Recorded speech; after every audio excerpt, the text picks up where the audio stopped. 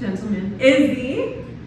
I'd like to take the first few moments of this presentation to address the elephant in the room, because the last time I was up here making a presentation, I revealed something that historians are still quaking about. They're shook. I read and write fan fiction. And since that groundbreaking revelation that brought the world to its knees, I've discovered a couple things about myself. One, I still have a thing for reader insert trash fan fiction. It's just something about myself. And two, thank you. And two, I love talking about myself. Oh, I love that for you too. Thank you. And I love a platform to do so. So today we are talking about me. I'll also be mentioning one of my other favorite subjects, calling out corporate greed. Oh, I love that. All this culminating in my presentation tonight, titled My YouTube Story, and why Google still owes me $196.97 for the videos I made from 2014 to 2017. Oh, the corporate greed. The corporate greed. Let me take you back to 2014 on YouTube. 2014 on YouTube, okay? YouTube was in what I consider its prime. It was that perfect sweet spot. Being a YouTuber was still starting to be a thing, but it wasn't, and this is the best part, seen as like celebrities, the celebrity status that influencers are today. But it also wasn't like early YouTube where the videos were nonsense viral videos filmed on potatoes either. Things were polished, developed, intentional, but it still felt like the people who were making the videos were your friends. Parasocial breeding ground, but we won't talk about that. Ones that taught you makeup and sat in their rooms as they chatted about random topics. Ones that told you inside jokes and made you laugh. And ones that you could watch play Slender Man till 2 a.m. until you couldn't sleep. Now there were conventions and collab meetups, but it all still felt personal, achievable even. All this to consider when enter 18-year-old Nikki. Here are some key things to note about her. One, she loved YouTube, loved YouTubers, felt like they were the coolest people with the coolest jobs ever. Dan and Phil were/are her favorite.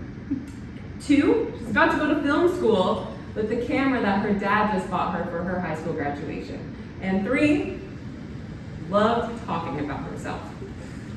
She decided to start a YouTube channel when she got to college, a vlog-like video channel, kind of modeled after that Dan and Phil kind of format.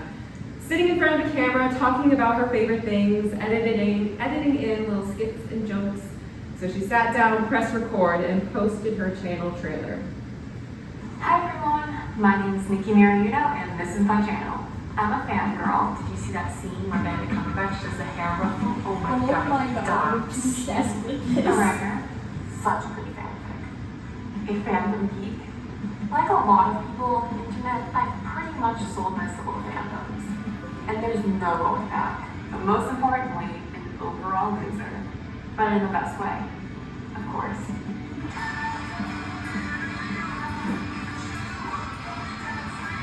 You can expect a lot of things from my channel. Some commentary, but I think a little fangirl is healthy for all of us. Talking about music to someone that you don't really know is like playing Minesweeper. You never know when you're gonna hit the bomb, and when you do, it's just opinions. No one has the authority to deem someone a true geek, female or not. Just because you're a fan of something doesn't mean you're forbidden to criticize it. Interesting stories. I recently traveled to San Diego Comic-Con. Embarrassing stories. It's like I feel the judgment from the camera. This would only happen to me. And of course, a lot of fangirl. As fans is from everything I have in life. Obsessions with celebrities. So binge watch that show, stalk that band's Twitter account, and be proud of the fandoms that you're part of. I have a lot to say and a lot to show you, and even though the internet is full of people yelling to get their opinions heard, it can be worth it to tune in. Stay tuned. Stay tuned. Stay tuned. Stay tuned. If you want to be told when I upload a new video, hit that wonderful subscribe button down below. I'm really excited about the future this channel holds. Stay tuned. I did this for almost my entire college career. varying upload schedules from once every week, once every other week, sometimes once every 2 weeks when finals really got busy. I would just get back to my dorm, set up my camera, and just make videos. My videos offered a range of topics and subjects. Fan fiction. Because the funny thing is, I can read hardcore smut and keep a straight face. Me But the too. minute I read something fluffy, I can't keep myself from Me too. reading smut. You pulled him in for another kiss in response, wrapping your arms around him. He led your body to the bed, and you felt your back hit the mattress. Reading fluff, he gazed at you in adoration, his eyes glistening. Please, he whispered, be mine forever. You pulled him into a tight hug as a tear rolled down your cheek. Of course, you replied, I love you.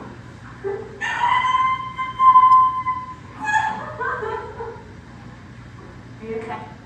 Did I just admit to the internet how I read smut fan fiction and do a voiceover example? I did. Chronic daydreaming? I also have specific daydreams that I pick and choose from, depending on my mood. Like, imagine a huge file cabinet, and in that file cabinet are all the different alternate universes that I've dreamed up in my mind. For example, yes, here is my dreams and wishes file. Head writer for Doctor Who? Yeah, I'll do it. Dan's on fire. Dan, hi, my name is Nikki. I also live one, have an existential 70 or so. 1 million subscribers. You have to show Oh, me. McCartney, so nice to meet you. Huge fan. This just in, Pokemon are real. They all make me so happy. This one in particular is a great window into what this version of myself really value in life, like wanting Pokemon to be real. And even an award show for my own channel about my own videos. Hello, and welcome to the first ever Nicole Hall YouTube But, like, people are Channel watching. Awards. Tonight, we'll be looking back at this channel's best and worst moments and handing out awards that have no real value. One of the categories in that video for the award is moments that I'll regret putting on the internet in 10 years, and next year when it's officially been a decade, that's going to be a really fun one to review and accurately see how it's turned out.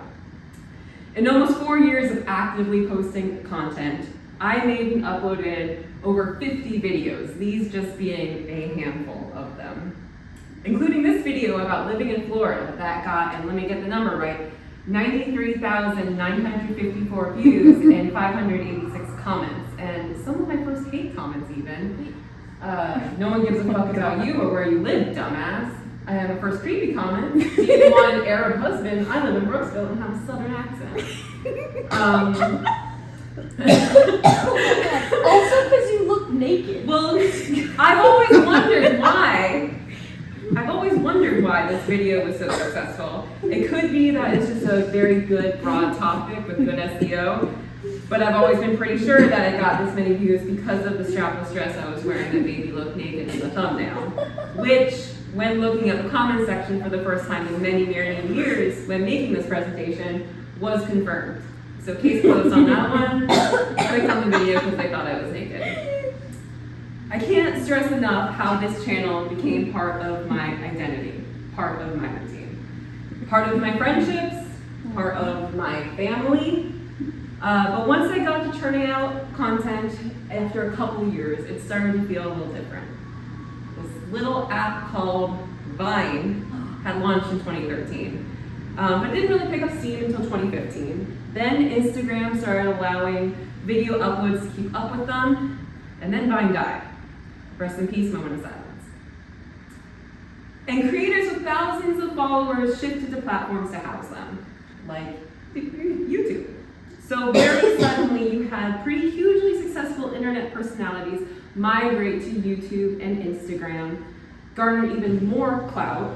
And this is where I feel like being an internet star turned into just being a star. They were famous cross-platform, beyond the internet. Disclaimer, I researched it and I couldn't find another person talk about this specific effect of Vine dying, but I swear that the death of Vine really did have an effect, but that's just me saying that. So during this whole time, that sweet spot of YouTube and YouTubers that I was talking about was passing. Because creating content wasn't just a fun thing to do that could make you money. It was a thing to do to make money.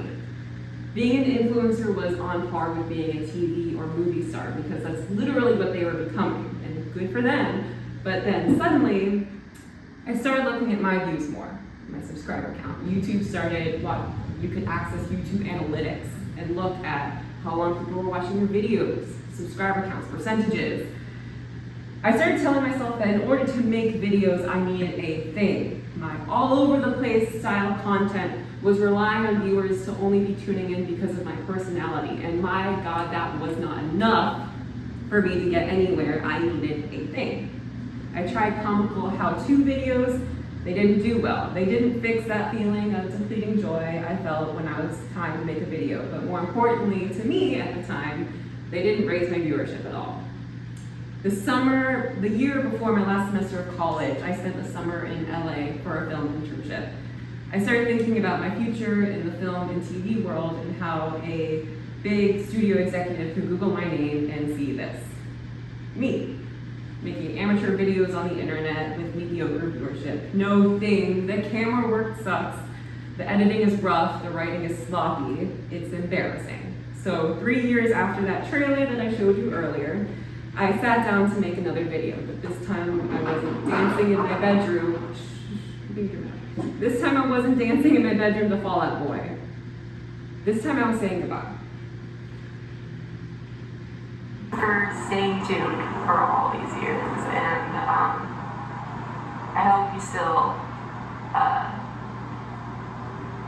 keep up with everything that I'm doing, and yeah. Bye. Almost 2 years later after that video, I tried again.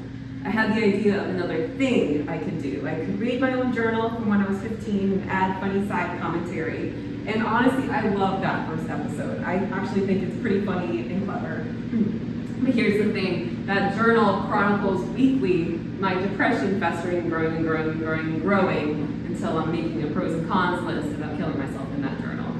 I realized I didn't know how to read that journal and keep it funny and entertaining because that was what was supposed to be my thing. Funny, entertaining for views.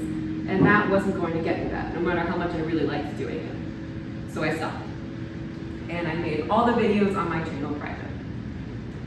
As of today, my channel consists of 2 videos, a short film that I made in college for a talent showcase, and another short music video I made for the hell of it 2 years ago. The 50 plus videos I made in college remain unlisted and private. Today, YouTube is in a weird space. Social media in general is in a weird space. It's TikTok's world and we're just living in it. Short form video is in, long form video is for millennials who want to watch a deep dive video about Doritos flavors in the 90s and Vine compilations. Rest in peace, moment of silence. I'll be honest, when I started making this presentation, I was going to make it more about the history of YouTube and YouTubers with like little information about my channel as a side gag. But when I started watching my old videos, I didn't expect so many emotions to come up. But as I watched them, I found myself in absolute awe of past me. Because look at her. She is making a fool of herself in front of everyone on the internet. Her camera is out of focus. Her dorm room is a mess behind her. She's spending precious time in college doing something that will not benefit her career or finances. And I am so fucking jealous of her. And I know this whole presentation has been a bit narcissistic, all about me, look at me party. But I kind of can't help it. These 50 plus videos tell such an amazing story. These 50 videos tell such an amazing story about a girl in college who just wants to be creative and have fun. I have such admiration for anyone who feels that and does something about and acts on that joy. After making this presentation, I've decided to try another effort in my life to add and capture that magic.